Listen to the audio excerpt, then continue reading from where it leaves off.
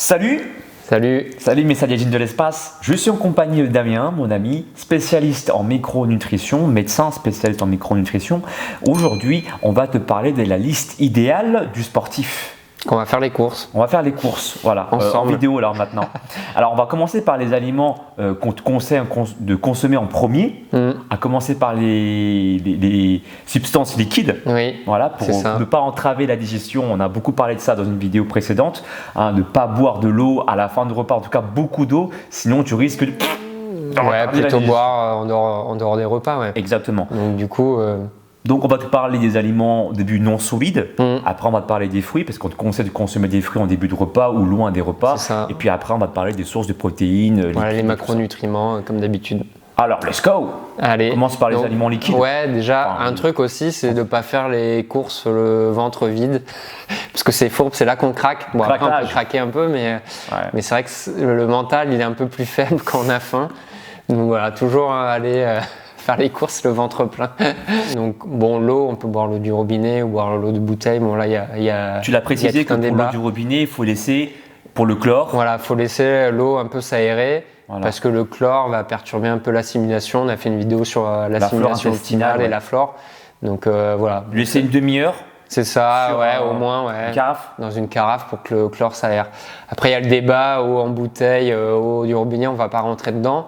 Là, ce qu'on peut dire sur les eaux en bouteille, c'est qu'il faut varier, voilà, eau minérale, eau de source, que dans tout ce qui est hydratation, on va acheter peut-être plutôt tout ce qui va être thé vert, tout ce qui va être infusion, voilà, des choses qui vont aider le corps. Nous, on est toujours dans cette optique-là, d'acheter des choses qui vont apporter quelque chose au corps, des nutriments, des vitamines. Donc, on est toujours dans cette optique-là, nous. Donc, on n'est pas obsédé par ça, mais... Voilà, il faut donner un intérêt à ce que tu vas manger. Il ne faut pas que tu manges juste pour manger ou apporter des calories vides. Il faut apporter des calories pleines, par des substances liquides. C'est ça. Voilà. Et après, il y a aussi dans les boissons, c'est un peu plus atypique, on va trouver en magasin bio, mais ça va être le kéfir ou le kombucha. Kombucha, c'est du thé fermenté. Le kéfir, c'est à base de fermentation aussi. C'est des boissons gazeuses en fait qui apportent beaucoup de probiotiques. L'eau de coco aussi. L'eau de coco, voilà, l'eau de coco, riche en potassium. Ouais, ça c'est bien pour le sportif. Ouais. À préciser qu'en plus le potassium aide à lutter contre la rétention d'eau aussi, parce que voilà, donc c'est une histoire de balance entre le sodium et le potassium. Ouais, il y a les entrées. Les entrées et les sorties. Et puis si tu as un peu plus de potassium, tu vas avoir tendance aussi à éviter la rétention d'eau. Oui, et puis extracellulaire, pardon. Donc si tu veux, pour faire simple, j'ai fait une vidéo complète là-dessus, mais si tu prends du potassium, des aliments riches en potassium, tu vas éviter cet effet un peu de rétention et puis on a moins de crampes aussi. Souvent les sportifs, on voit tennisman, ils sont avec la banane parce que c'est riche en potassium et ça diminue les sensations de crampes. Ça joue aussi sur l'équilibre au niveau musculaire, donc ça c'est important. Après oui, petite anecdote, on peut aussi infuser de l'eau, donc on prend de l'eau et on met du citron, ou même il y a des espèces de gourdes en verre où on peut laisser infuser le fruit pour donner un petit goût si on aime bien avoir un peu d'eau sucrée entre guillemets, c'est du sucre naturel. Puis même l'eau citronnée, on a fait une vidéo complète dessus. Ouais. Ça aide aussi à un fonctionnement plus optimal du foie. Du foie, voilà. Détox. On a parlé de tout ça déjà. On ne va pas rentrer dans les détails parce qu'on a fait une vidéo complète. Mais voilà, tu sais tout. Là, on a énuméré pas mal de boissons et puis il y a aussi les laits végétaux. Donc il faut varier, pas tout le temps du lait de soja. Moi perso, j'aime pas le goût du lait de soja. Après, il y a le lait d'avoine, il y a le lait d'amande, le lait de noisette. Et ça, l'avantage que ça a, c'est que c'est riche en calcium, un peu moins peut-être que le lait de vache, mais on digère mieux. Et puis, il y a beaucoup d'autres nutriments. Donc, il y a aussi du magnésium, il y a un peu d'oméga 3, il y a des vitamines B. Donc, franchement, ça fait partie des boissons qu'il faut intégrer aussi le matin. Je rajouterais même que le lait végétal, contrairement au lait animal, eh bien, il ne va pas agir sur la glycémie, beaucoup moins. Alors, du coup, ça a été démontré que le lait animal augmente en fait oui, le lactose, c'est un sucre, comme le saccharose, le glucose, donc ça peut augmenter. Ouais. Voilà. Donc, si tu veux veiller à stabiliser plus ou moins ta glycémie, voilà, si tu es dans cette quête de forme, sache que le lait végétal répond à cette demande. Après, je sais qu'on peut faire aussi du lait végétal à la maison. Je suis pas un spécialiste. Ça prend du temps, il faut avoir le temps. de tout ce qui est création de lait végétal à la maison. Mais en tout cas, ça peut être intéressant aussi de pouvoir t'y intéresser si jamais tu as le temps ou si jamais tu veux aussi faire ça. Donc je sais que ça coûte un peu plus cher, le lait végétal. Ah oui, c'est un budget, c'est donc sûr. Maintenant, voilà, si tu peux en faire à la maison, c'est bien aussi. Après, je sais que ça ne conserve pas très longtemps, c'est ça aussi la problématique. Il y a une question de budget. Après, là, on vous dit une liste idéale, mais on fait en fonction de son budget et tout. C'est vrai que plus on va s'orienter. Bon, normalement, plus on s'oriente vers du naturel, moins c'est cher parce qu'on fait soi-même. Mais c'est quand même comme c'est produit naturel. Des fois, il faut mettre un peu le prix pour être en bonne santé aussi, c'est comme ça. C'est comme ça. Comme tu disais, donc, on conseille de les manger en dehors des repas. Donc les fruits, ça apporte des fibres. L'avantage des fibres, c'est que ça va réguler le transit. Ça va aussi ralentir l'absorption du sucre dans le sang. Et puis ça va nourrir en fait les bonnes bactéries parce qu'en fait les fibres, c'est comme des prébiotiques, c'est de la nourriture pour les probiotiques qui sont notre bonne flore intestinale. Et on dit que c'est le deuxième cerveau. Donc voilà. Donc, légumes et fruits sont considérés comme de la nourriture, donc des prébiotiques. C'est ça, exactement. Et c'est quoi ces éléments qu'il y a dans les fruits et légumes qui... c'est la fibre en elle-même, ça nourrit les bonnes bactéries. Donc voilà, les gars, consommer des fruits et légumes pour cette raison-là, parce qu'on vous dit souvent de consommer des fruits et légumes, mais on n'explique pas trop pourquoi. Là, vous avez de très très bonnes raisons d'apprécier ou d'apprendre à apprécier. Parce qu'il y a beaucoup de gens qui me disent « Ouais, mais moi, j'aime pas les fruits. » Est-ce que tu as goûté tous les fruits du monde, tous les légumes du monde? Et puis, il y a différentes façons de les cuisiner, etc. Et puis, les saveurs peuvent être complètement différentes, du coup. Donc, les gars, les Saiyajins et les filles aussi, Saiyajins de l'espace, consommer des fruits et légumes pour toutes les raisons que Damien vient d'évoquer, c'est très intéressant. Et après, on repasse aux grandes familles, on en a déjà parlé aussi, mais ça va être la famille des protéines. Donc, quand on parle des protéines, on va commencer par les protéines animales. Donc, protéines animales, il faut varier toujours. Donc, il y a la viande rouge, dernier rapport de l'OMS qui conseille 1 à 2 fois par semaine. C'est ça. Petit risque de cancer, étude en cours encore, mais il faut limiter, c'est une viande un peu plus grasse, mais riche en fer, elle a aussi des avantages. Après, ça va être la viande blanche. Donc, la viande blanche, ça va être dinde, poulet, jambon qui est un peu plus gras, mais ça fait partie quand même des viandes blanches. Donc pareil, ça on peut s'orienter vers une filière, ça s'appelle bleu blanc cœur. En fait, les animaux vont être nourris avec plus d'oméga 3, donc en mangeant de la viande, on apporte aussi des oméga 3 à notre corps et du coup des bonnes sources de protéines. Donc ça, pareil, la viande blanche, on dit c'est 3-4 fois par semaine, mais après tout dépend de chacun, de notre entraînement sportif, du pH, on va pas donner, c'est des repères, après chacun adapte un peu en fonction de soi. À préciser aussi que Damien, là on te conseille les apports en protéines animales, mais Damien lui-même est végétarien. Je mange pas de viande, mais après je mange encore du poisson et des œufs, et je me sens en forme, je me sens pas fatigué, je fais du sport régulièrement. Pour les végétariens, sachez que en fait vous avez pleinement la possibilité d'apporter tous les acides aminés essentiels si vous faites de bonnes combinaisons aussi. On en parlera dans une future vidéo. Juste après, on pourra en parler aussi là. Vas-y, fais-toi plaisir. Du coup, on va finir sur les protéines animales. Et du coup, les autres sources de protéines animales, il y a les poissons. Donc pareil, parmi la catégorie des poissons, c'est poissons maigres et poissons gras. Poissons gras, ça va être thon, saumon, maquereau, sardines, hareng. Juste précision, on va plus s'orienter vers les petits poissons qui sont moins riches en métaux lourds parce qu'ils sont au début de chaîne alimentaire, contrairement au thon et au saumon qui sont des prédateurs, donc qui accumulent un peu plus de métaux lourds parce que les poissons gras fixent un peu les métaux lourds. Alors pour ceux qui ne savent pas ce que ça veut dire qu'en début de chaîne alimentaire, parce que moi-même je ne savais pas il y a longtemps, c'est que en fait ça veut dire que les petits poissons ils se nourrissent de petits éléments. Voilà, c'est ça. Et les plus gros poissons ils vont manger les moyens poissons et les petits poissons. Donc tu risques d'avaler tous n'importe quoi, un peu plus. Alors, on a parlé de l'anecdote avec le poisson qui a une capote à l'intérieur du ventre. Voilà. Donc si tu veux éviter de manger des capotes, sauf si tu aimes ça. C'était ça. Moi je suis près de la Côte d'Azur et en fait il y a un pêcheur qui avait posté ça. Il avait pêché son poisson et il y avait.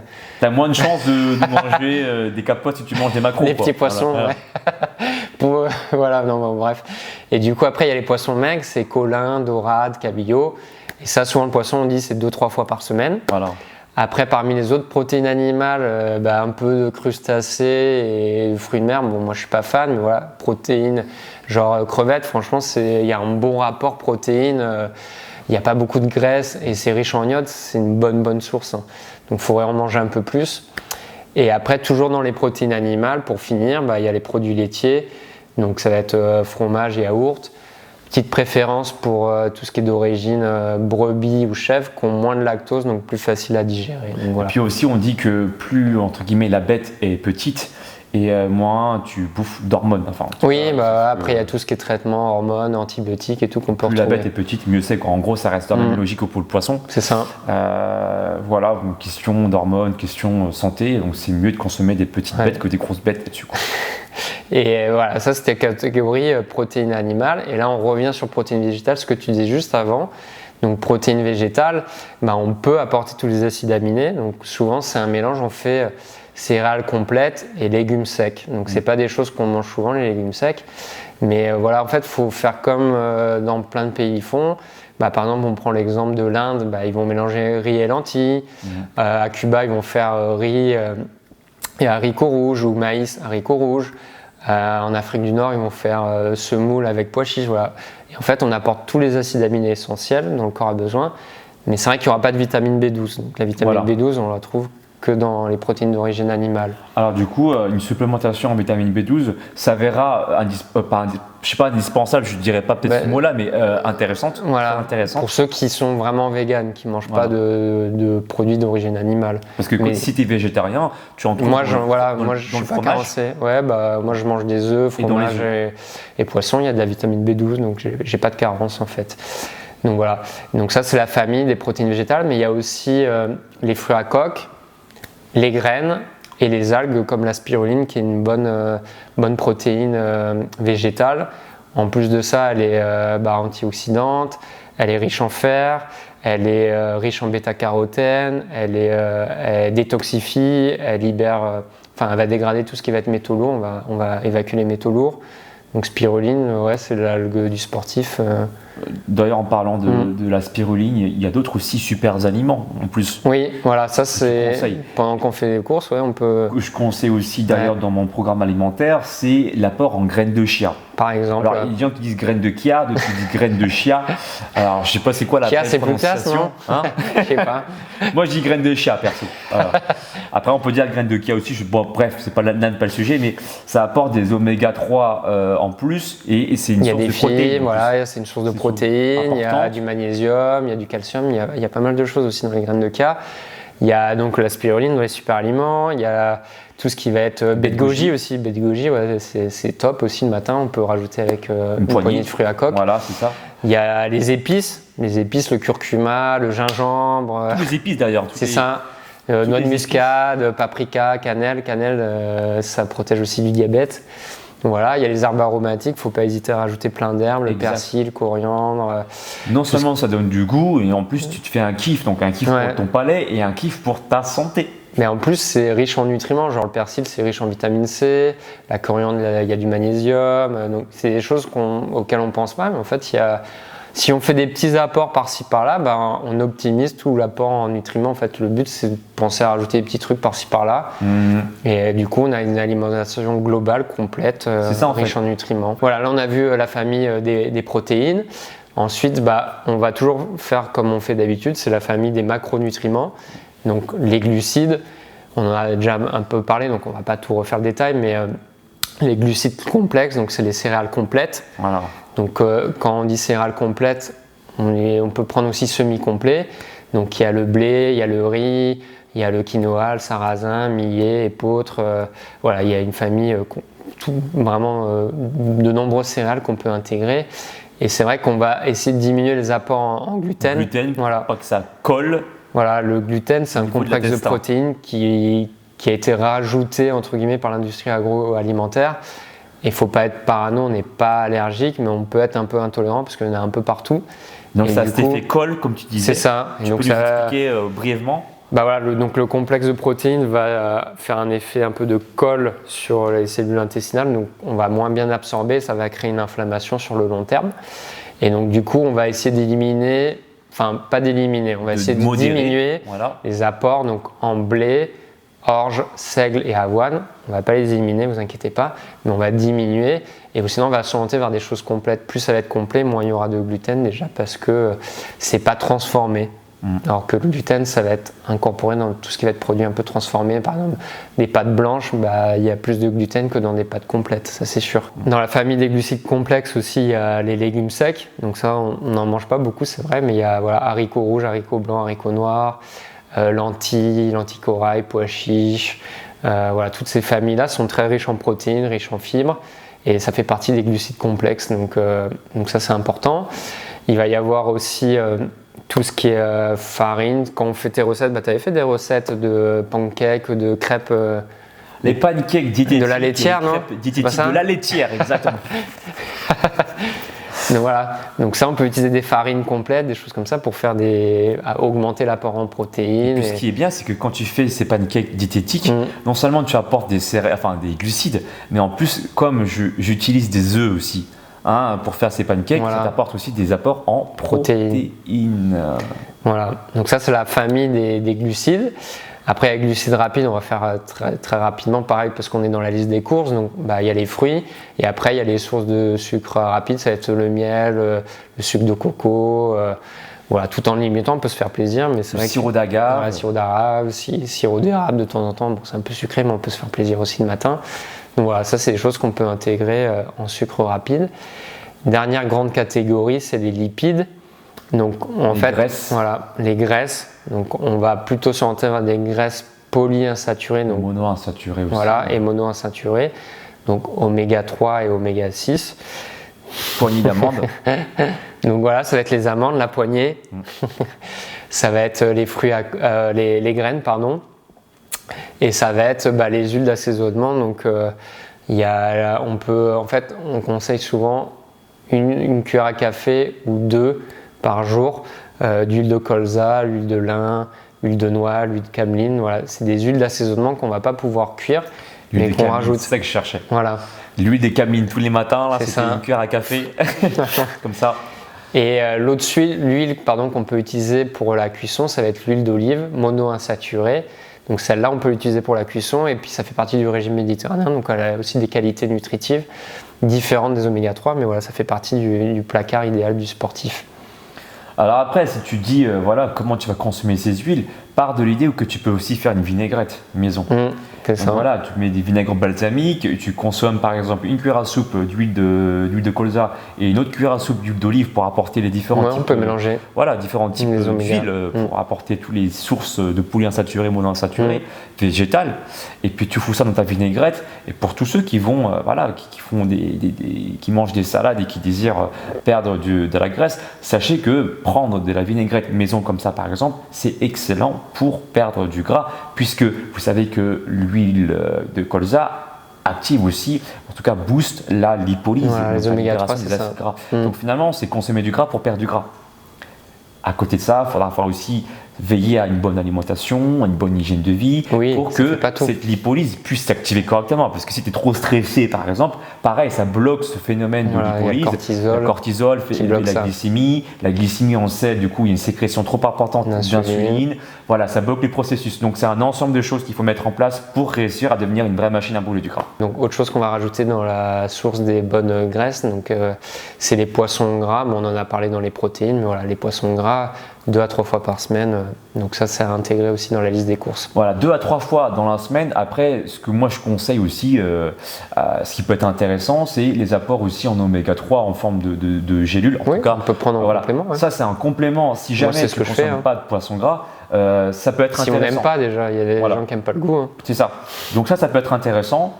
Maintenant, si tu consommes déjà 2 à 3 fois du poisson gras dans la semaine, normalement les apports en oméga 3 animal, donc DHA et EPA, sont largement suffisants. Je l'ai montré dans une vidéo en parlant des œufs justement bleu blanc cœur, dans une filière, la filière bleu blanc cœur. J'ai parlé de ça dans une vidéo précédente que tu pourras retrouver ici sur l'apport suffisant. Déjà, si tu consommes 2 à 3 fois du poisson gras. Oui, c'est largement suffisant. Si tu veux qu'on insiste un petit peu plus sur ce qu'on vient de dire, dis-le nous dans la barre des commentaires et on se fera un plaisir de te répondre en commentaire déjà et ensuite on se fera un plaisir de te faire d'autres vidéos pour répondre directement à tes questions, directement là comme ça, comme si tu étais assis à côté avec nous sur le canapé avec un bon petit thé et café. Voilà. Donc du coup voilà, on kiffe faire ça. Dis-nous dans la barre des commentaires si tu veux d'autres vidéos et on te dit peace and joy. Ciao. Ciao, ciao, ciao. Mon ami, si tu veux acquérir les pouvoirs d'un vrai Super Saiyan, alors abonne-toi à la chaîne d'Alex Levent. Ces entraînements feront de toi un super guerrier de l'espace. Le véritable Super Saiyan, c'est pas moi, c'est lui. Et rendez-vous sur sa chaîne, les amis. Et cool, soyez cool. Copain, tu veux te transformer en super guerrier? Eh ben, abonne-toi à la chaîne de Alex Levent. C'est normal, quoi. Et alors là, tu seras un Super Saiyan.